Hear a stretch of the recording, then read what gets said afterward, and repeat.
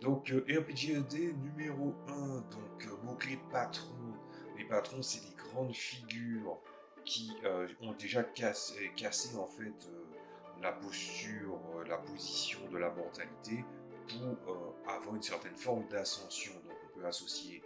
les grandes fées, les archdémons, euh, les certains types d'anges, les divinités, des divinités locales, ou certaines autres grandes forces, comme par exemple un vieux mage qui est là depuis très longtemps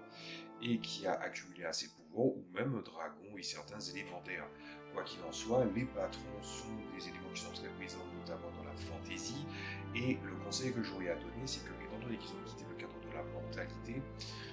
quand ces figures sont assez fortes, elles ont une perception des choses que les autres n'ont pas. Alors, en tant que meneur de jeu, comment faire en sorte de pouvoir faire briller les patrons et surtout qu'ils aient beaucoup plus de poids que ce qu'on pourrait observer dans certains témoignages, c'est tout simplement de toujours garder en sorte que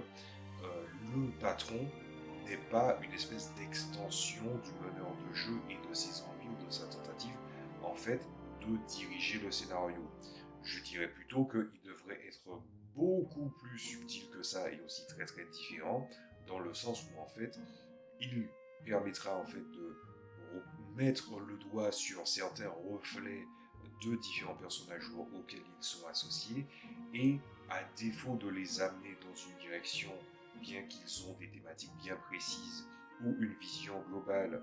auxquelles les joueurs et leurs personnages peuvent embrasser, de la même manière qu'on peut traiter un seul et même sujet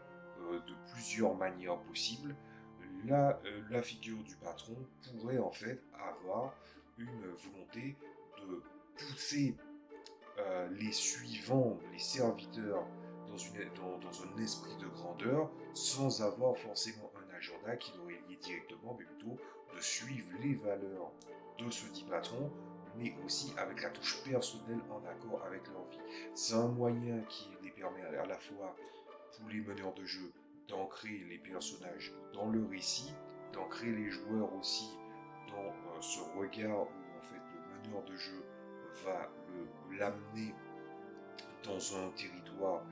avec une part d'inconnu, c'est-à-dire le fait que le joueur qui est derrière le personnage doit essayer de penser son personnage un peu autrement et aussi de la même manière poursuivre la volonté de construire un personnage, surtout pour les campagnes de longue haleine, afin en fait